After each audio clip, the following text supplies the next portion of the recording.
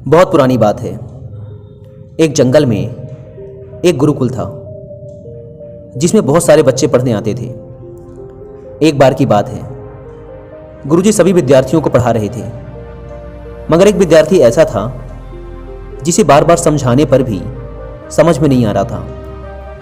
गुरुजी को बहुत तेज से गुस्सा आया और उन्होंने उस विद्यार्थी से कहा, जरा अपनी हथेली तो दिखाओ बेटा। विद्यार्थी ने अपनी हथेली गुरुजी के आगे कर दी।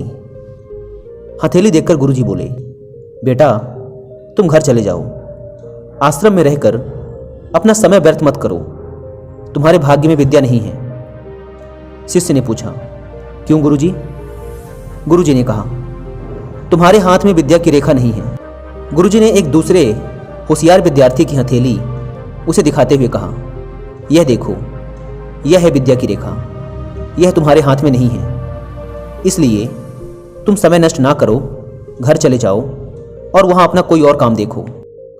यह सुनने के बाद उस विद्यार्थी ने अपनी जेब से एक चाकू निकाला, जिसका प्रयोग वह रोज सुबह अपने दातून काटने के लिए किया करता था।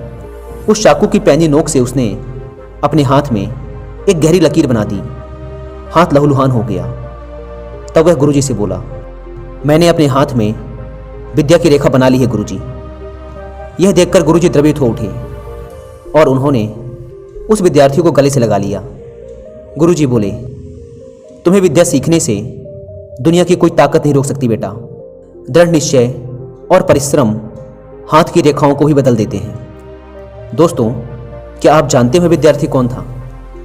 वह विद्यार्थी आगे चलकर महर्षि पणिनि के नाम से प्रसिद्ध हुआ, जिसने विश्व प्रसिद्ध व्याकरण अष्टाध्यायी की रचना की है।